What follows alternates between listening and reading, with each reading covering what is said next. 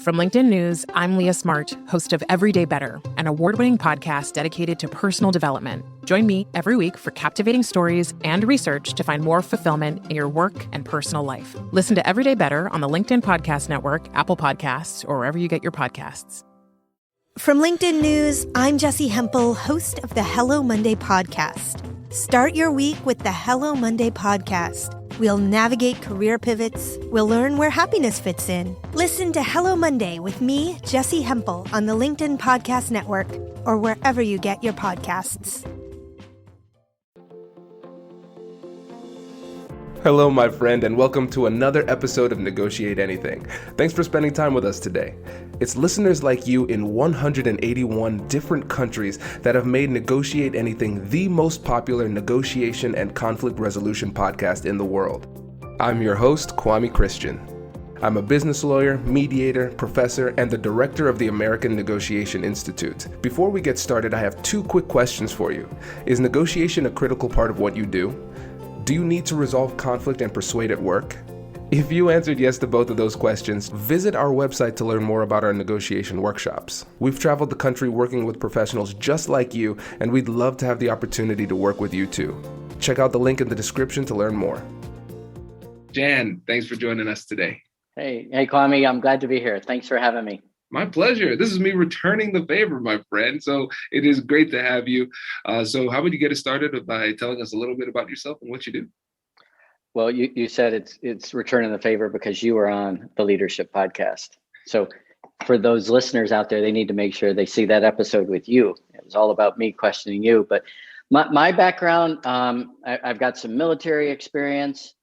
I've got a whole bunch of business experience in big companies down to small companies. A little bit of academic experience teaching MBA students in the US and Ireland. And I've done what I'm doing now, my life's work for the last 10 years, helping develop leaders that really believe the best way to grow their organization is by developing their people. So that's what I get to do. And I do it through coaching and speaking and workshops. And a couple times a year, I do these little things called Crucible expeditions, where we take executives out in the wilderness and pair them with military veterans and make magic happen. Wow, that sounds awesome. And it sounds intense. Yeah, it's fun. This year we're going to Moab, Utah, and we'll be in the slot canyons. And those slot canyons were made famous by the guy who cut off his arm, because he went in the slot canyon by himself and a boulder fell. But those canyons are really narrow. So it's not like you just walk into them. You got to move and crawl and, position yourself. And we're taking a big group, 20 people.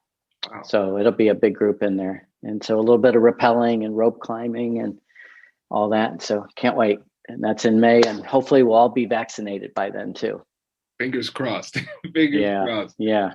Well, this is great. And this episode is going to be focused on the busy professional. And I know you have a lot of experience working with these busy professionals. And I know people are listening to this podcast saying, hey, I'm a busy professional.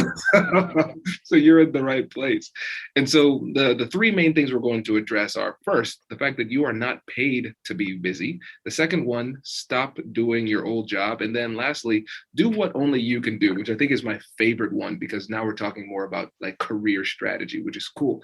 And Of course, we're going to talk about how negotiation and these difficult conversations will factor into all of these things so you could have a more fulfilling career, be less busy, and I'm assuming get more done.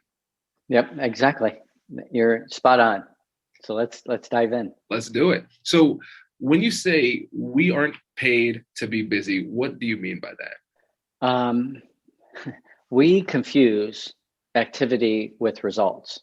When I entered the work world, there was this whole thing called FaceTime, and it was very important. FaceTime meant you got there before the boss, you left after the boss. It was really important for the boss to see you at your desk working, because if you were there, that meant you were dedicated, you're committed, you were loyal. They didn't have the means by which to really evaluate your impact, the output, the outcome of your work. So what they valued was your work ethic, this old Protestant work ethic thing. And so over a period of time, we've confused that busyness with actually getting stuff done. Nobody pays you to basically be busy. They pay you because they believe there's going to be a return on the investment. I mean, and it's up to us to basically help people understand, hey, I am providing more value than I cost. Value doesn't mean time and face time. Value means output. And so part of that is making sure that expectations are aligned with the powers that be, the boss, when it comes to those things. But none of us are paid to be busy. We're paid to produce results, to perform. Absolutely. And Jan, you've probably seen this too. Sometimes when somebody says, "Hey, how are you doing?" The natural response is busy. I think we both said it at the beginning. And what you recognize is that sometimes people wear busyness as a badge of honor. So you hear a conversation and somebody's like, "Oh, I'm so busy, I have to do X, Y, Z." And then somebody pops out of nowhere and says, "Oh, you think you're busy? Well, guess what I have to do?" But they're not focusing on results, like you said. Well, I encourage everybody to go out there and search Bill Gates, Warren Buffett calendar. And you'll find a little 2-minute video clip. And it's basically Bill Gates laughing at Warren Buffett for having nothing in his calendar. And Warren Buffett goes on to say, "Look, I'm the richest guy in the world. I can buy anything I want. I can't buy time.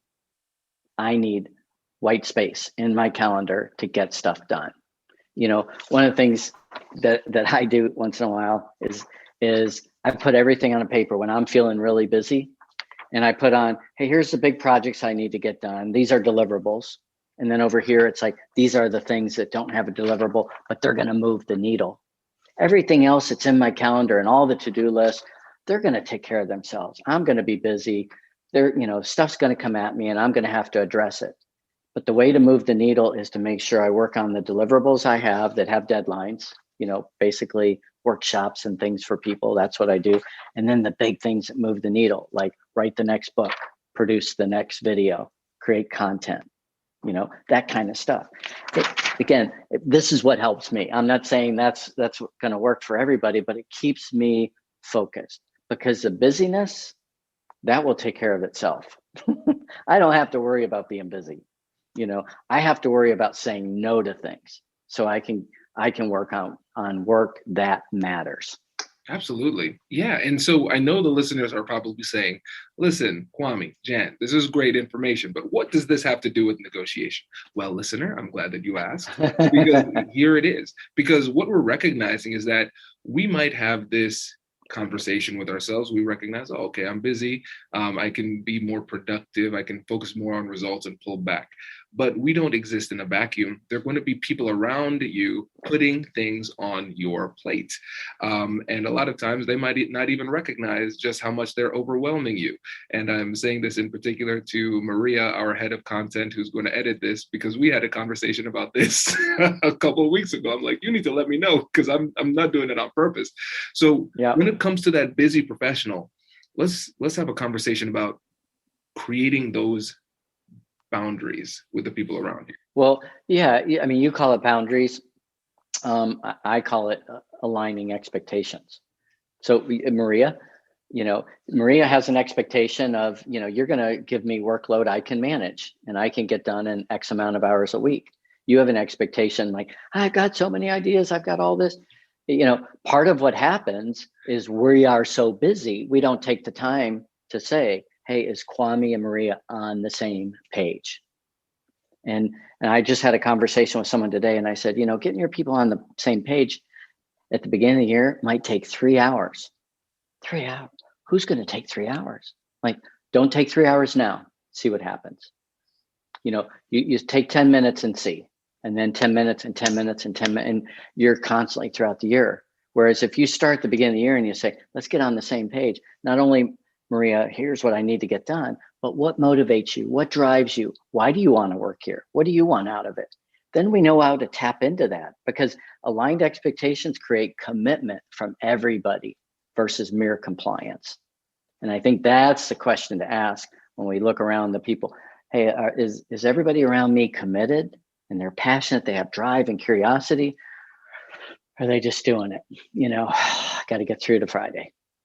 And that's up to us as leaders to create an environment where people really can thrive, including ourselves.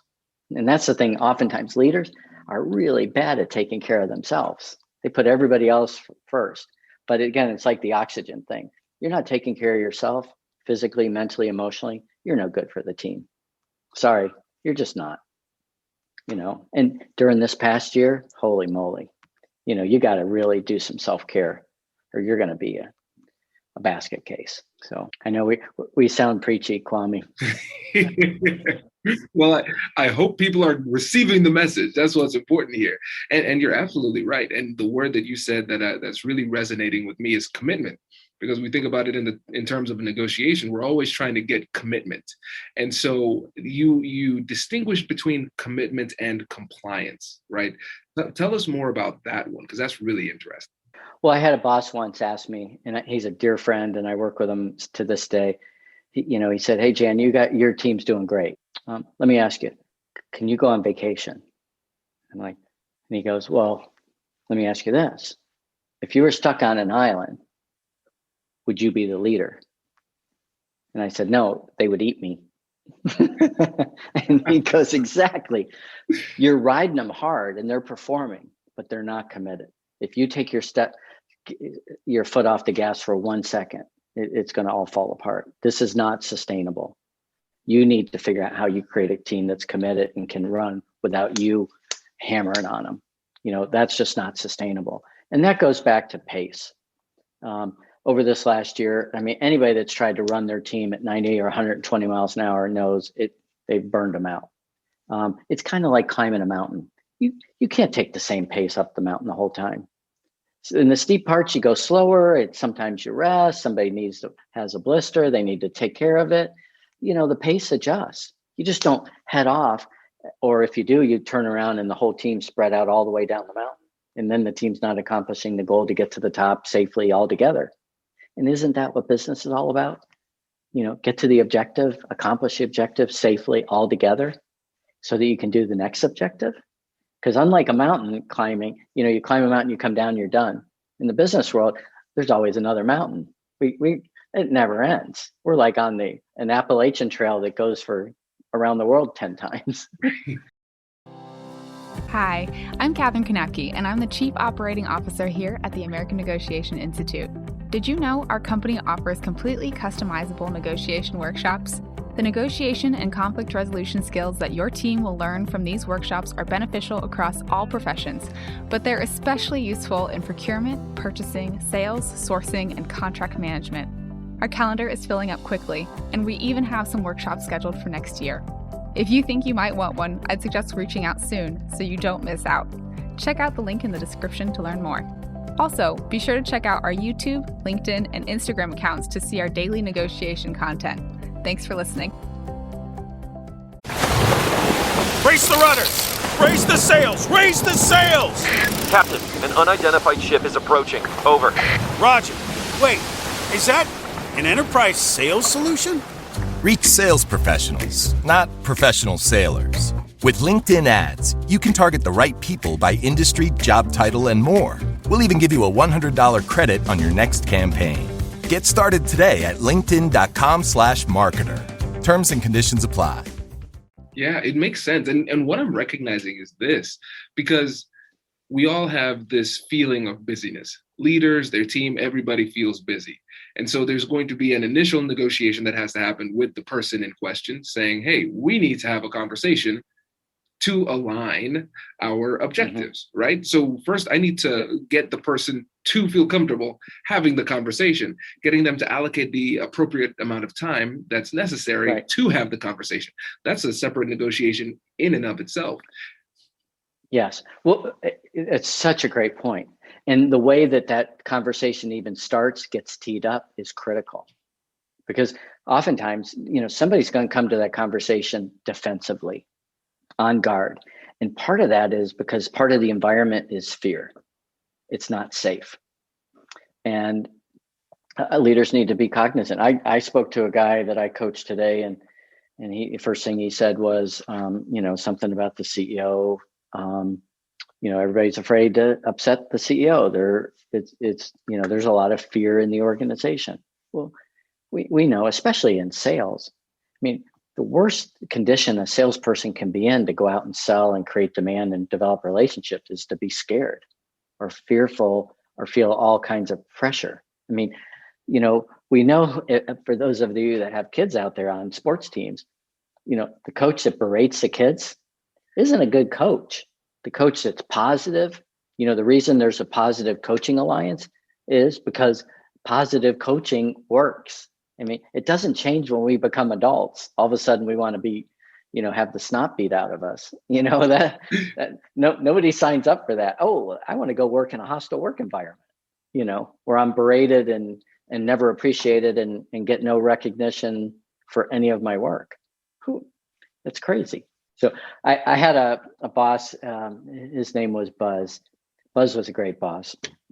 And I remember saying, Buzz, I'm not, kissing up or anything, but, why do you think you're so good?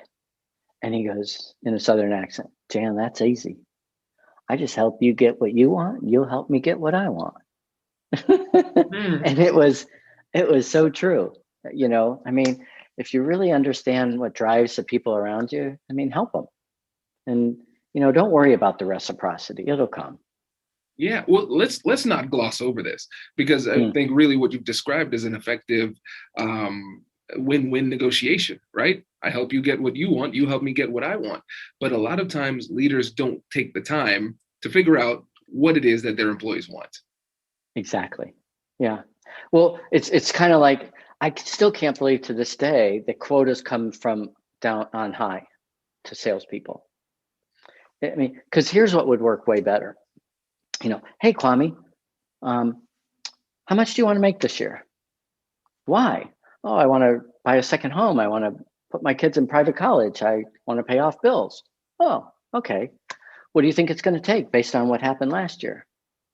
Oh, well, I'm going to need to work harder, or I'm going to need to work smarter. I'm going to need to call on the right people or have a better message or something.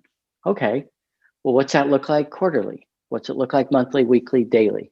Oh, simple. Chances are, if you did that, what the person's saying they're going to do is way more than a quota. And it's the little things that add up to the big things. But what we do is we come to Kwame and we say, okay, Kwame, you did good last year. You need to do 23% more this year. Do it. Make it happen. What? You're behind. It's February. You're behind. You got to make it up in March. And then, how do you think you're going to perform all year long? You're going to, and come toward the fall, you're going to I give up. I'm looking for another job. As soon as I get my measly little bonus in March, I'm out of here. That's what happens. That makes so much sense. So much sense. Again, I love that collaborative approach. And let's say we do these things. We start focusing on results. And then your boss says, wow, you're doing really well. Congratulations, you get a promotion. That leads us to the next part where we're talking about stop doing your old job. And again, I think this is something interesting. I don't think anybody who's come on the podcast has talked about this.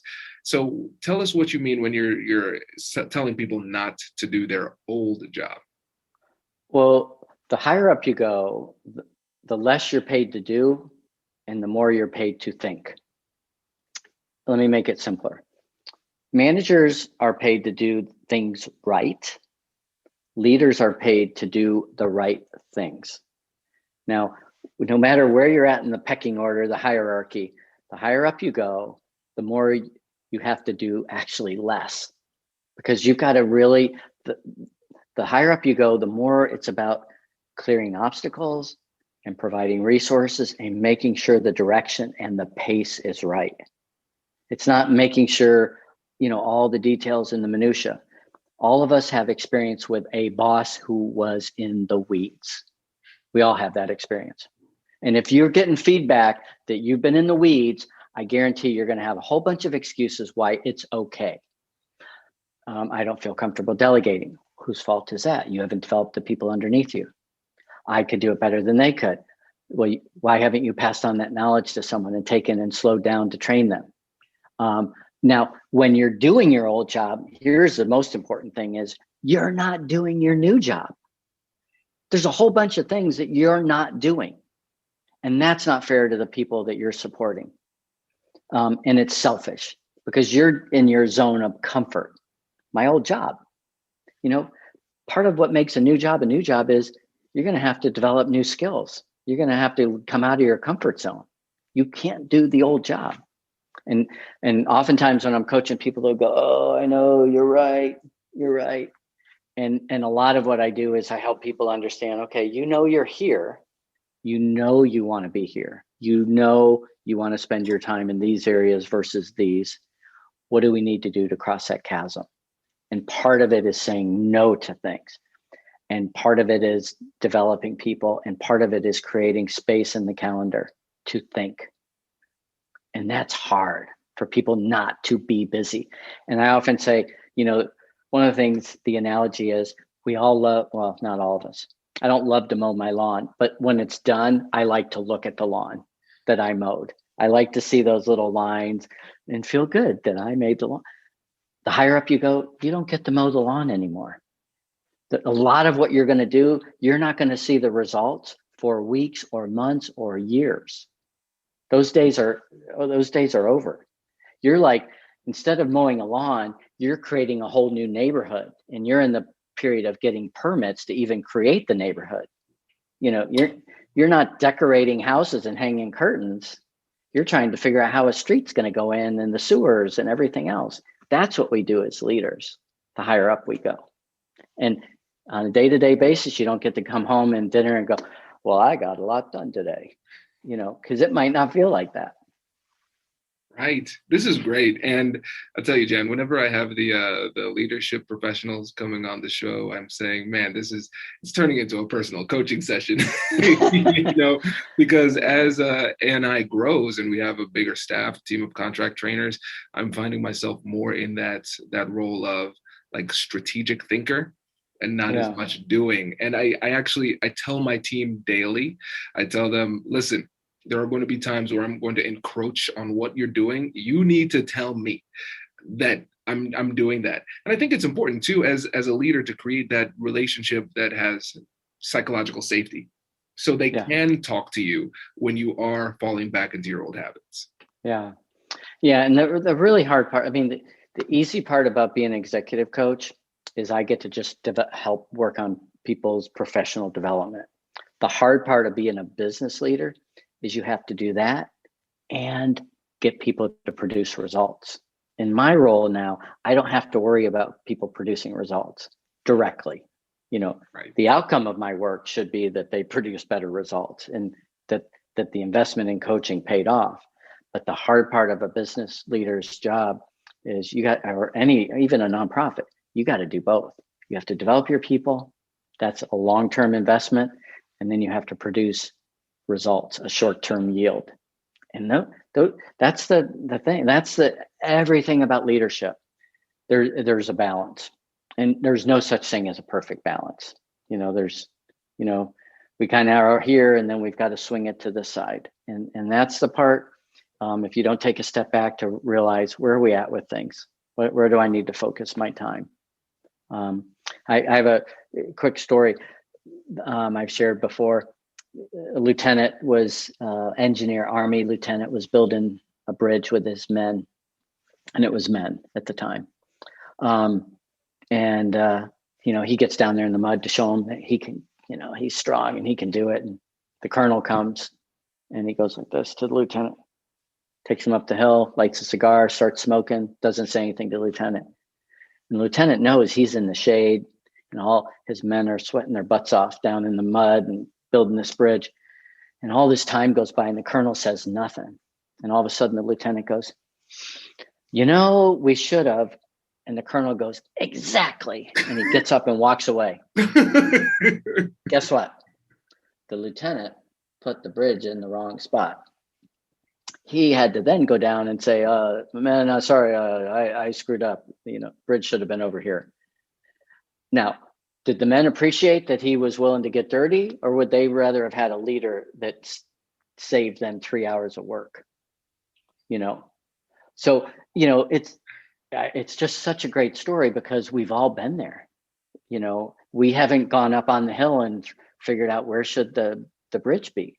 We've gone down there and started working, and and again, it's selfish because the lieutenant went down there because because of his pride and ego, and he wanted to be liked. That was selfish. If he went up on the hill at the very beginning, they might have said, "Oh, what a lazy SOB." That would hurt my feelings. But that's what a leader does. Hey, I'm doing what's best for the team, not what's best for my pride or ego.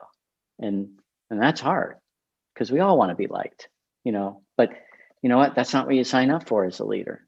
Being liked, hopefully comes over time from the respect that they trust you. Like, I know he's sitting up there, but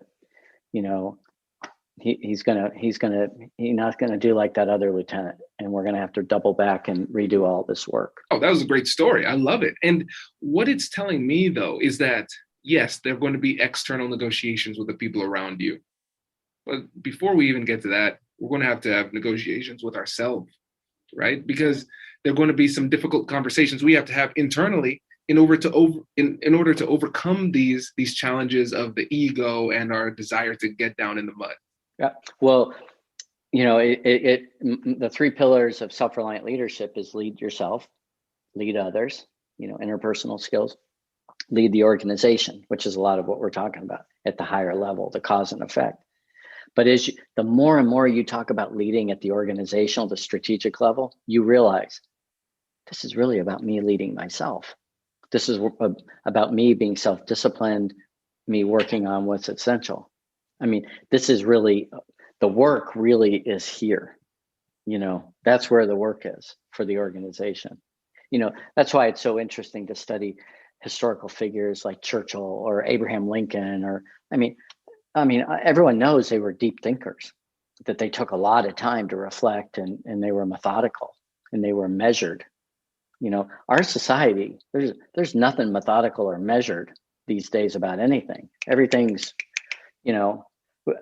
I was on a call today and they were like, so you're going to get these things every day at this time. And if you want to be in the news feed, you got to respond like basically instantly. Yeah, I'm getting those too. It is stressful. Yeah. Well, you know what I'm talking about.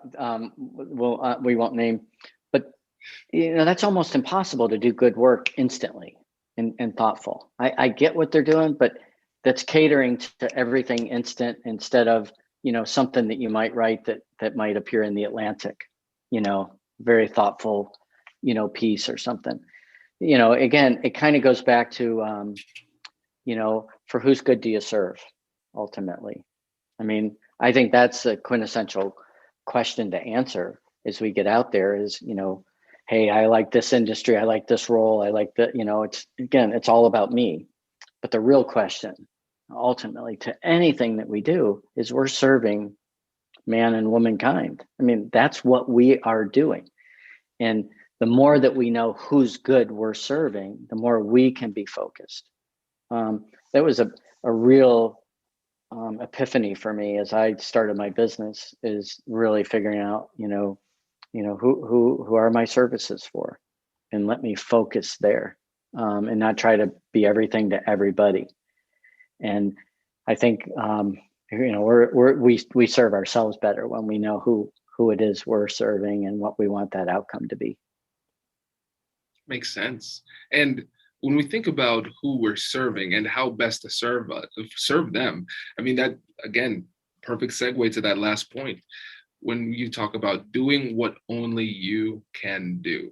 And I think that's a really unique and powerful strategic move. So tell us more about that one. Yeah. I often say that, especially to CEOs that are doing their old job. Like, so what is it that only you can do, that you cannot delegate? And normally, as an example, they'll say two things. They'll say, well, ultimately, it's to make decisions on the strategy, the direction of the organization. And I need to have a hand in developing the people to uphold the standards of the organization. It really goes back to answering, what business are we in and not in? And how do I uphold the standards of the organization? That's at the CEO level. But we can all do that. For you and I, Kwame, the thing you and I can't delegate is creating content.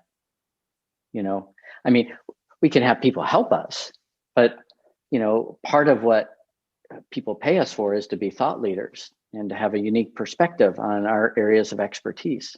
So if we're not spending time to create, we're not really serving, those that we call our clients, because we're so busy delivering. And that's, again, that's the balance. And everybody can feel that they're all, so important. But, the thing is, the answer isn't more hours, and just piling in more hours and squeezing things out. And then we're way out of whack and not balanced, and we lose our energy. We've got to really decide, what is it only I can do? And it's hard. I mean, as a small business owner, again, the more you delegate, again, the more expenses you have, because you have to invest in other people. The same at work. In a big corporation, you might not be affecting your own pocketbook, but what you're really doing is you're giving up control. And that's the hard part. And it, again, I've had more than a few conversations with people that say, yeah, I've got some control issues.